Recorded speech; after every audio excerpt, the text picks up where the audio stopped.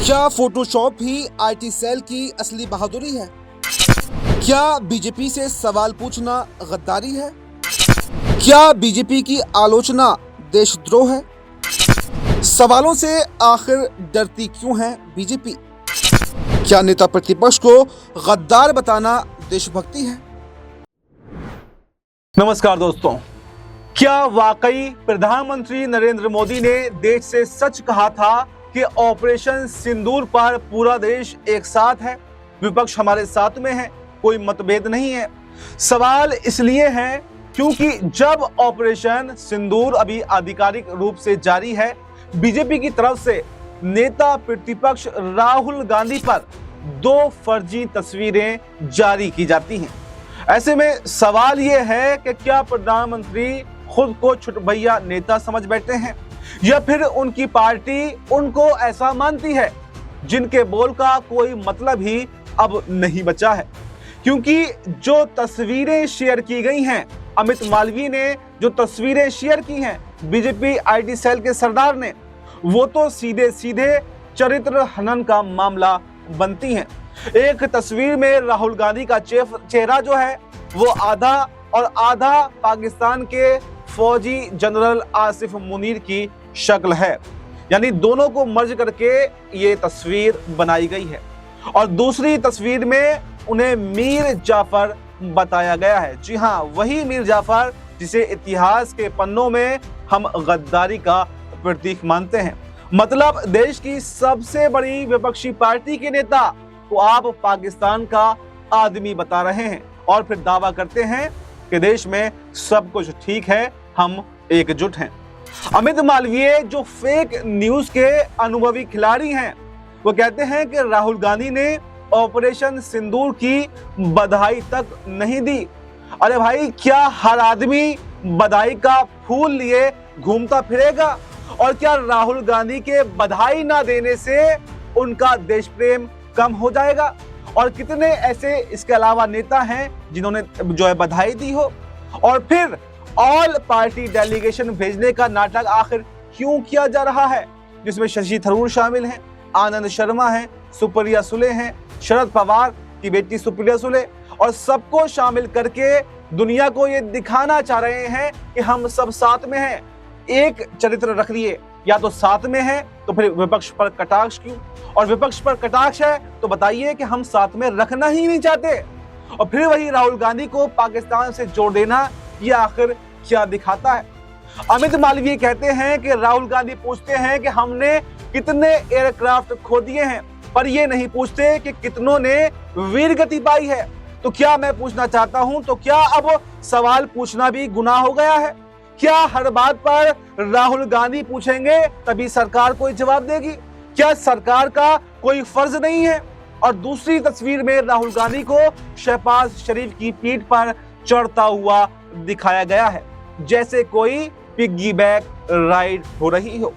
सामने दीवार है और वो उससे झांकते हुए दिखाई दे रहे हैं और पूछते हैं how many aircraft we lost, और इसे बताया गया है कि ये राहुल गांधी हैं। ये नए युग के मीर जाफर हैं। मतलब कहा जाए तो बीजेपी उनको साफ साफ सीधे सीधे शब्दों में गद्दार कह रही है, क्योंकि मीर जाफर का जहां नाम आता है तो गद्दारी ही इसका मतलब निकाला जाता है। ये कमाल की बात है ना कि एक तरफ तो कहते हो कि हम सब साथ में हैं, और दूसरी तरफ जिसे बार बार कि हम सरकार के साथ में हैं, आप उसे गद्दार बता रहे हो। और वो भी उसी मीर जाफर से तुलना करके जिसने 1757 में पलासी में नवाब सिराजुद्दौला से गद्दारी की थी, अंग्रेजों से गुप्त समझौता किया था और फिर अंग्रेजों ने उसे नवाब बना दिया था। तो क्या बीजेपी ये मान रही है कि राहुल गांधी भी किसी बाहरी ताकत से नवाबी पाने की फिराक में बैठे हैं?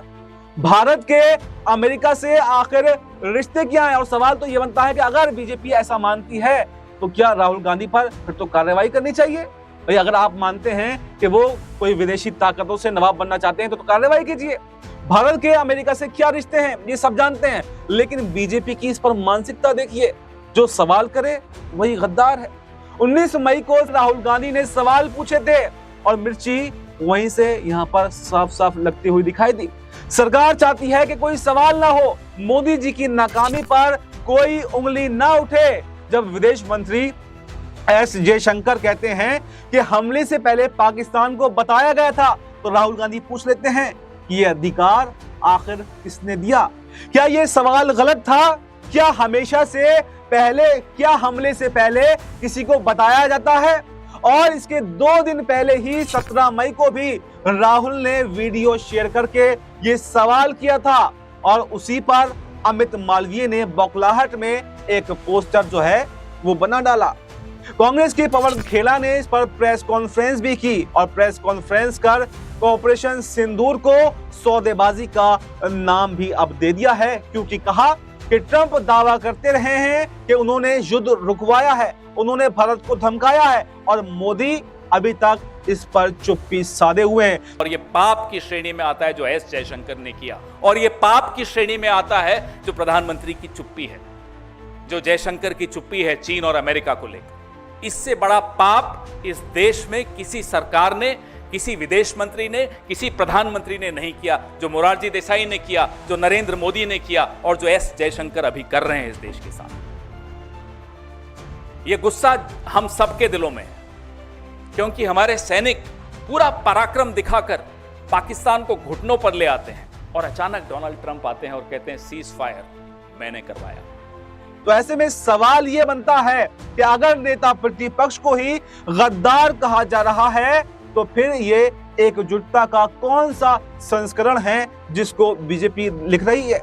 क्या ये राजनीतिक दिवालियापन है या फिर कूटनीतिक आत्महत्या है?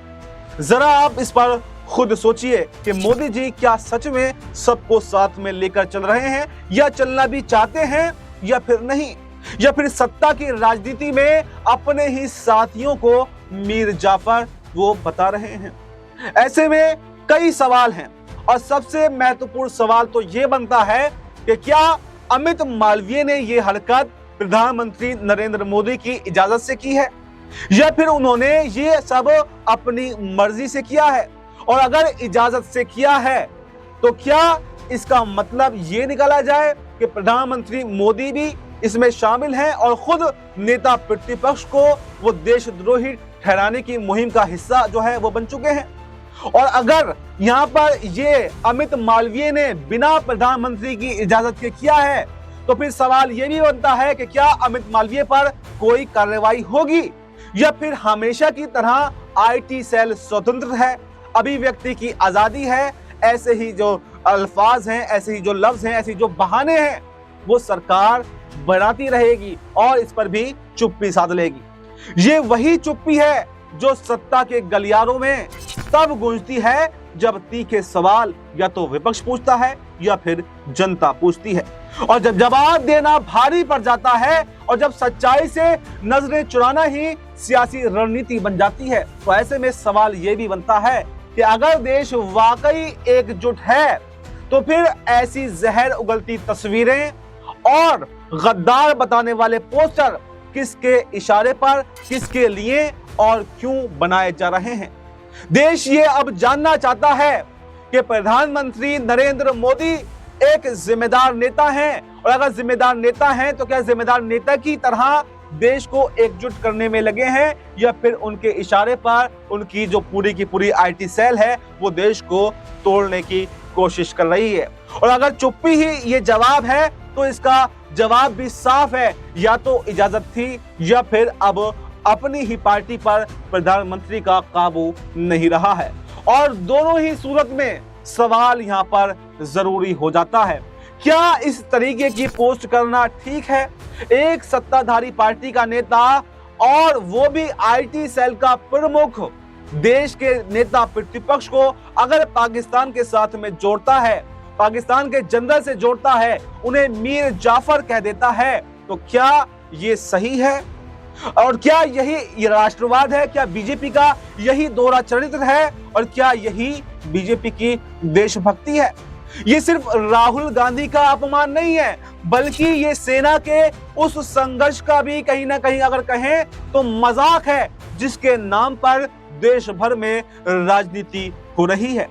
देश में बैठा एक बीजेपी नेता सियासी फायदा उठाने के लिए अपने ही देश के नेताओं को गद्दार बता रहा है और गद्दार साबित करने में लगा हुआ है। अब सवाल यह भी है कि क्या बीजेपी से सवाल करना, सवाल पूछना देशद्रोह की कैटेगरी में आता है? लेकिन अगर यही सवाल न पूछे जाएं तो लोकतंत्र आखिर कैसे बचेगा? अगर सरकार से सवाल पूछना अब देशद्रोह हो चुका है तो फिर देश में सिर्फ दरबार बचेंगे, देश नहीं बचेगा, देश के अंदर लोकतंत्र नहीं बचेगा, देश का संविधान नहीं बचेगा।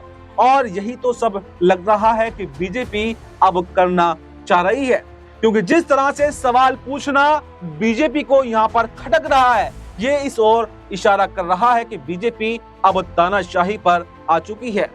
इसलिए सवाल पूछना जरूरी है और हर उस इंसान से पूछना जरूरी है जो सत्ता में बैठा हुआ है, चाहे वो किसी भी पार्टी का क्यों ना हो।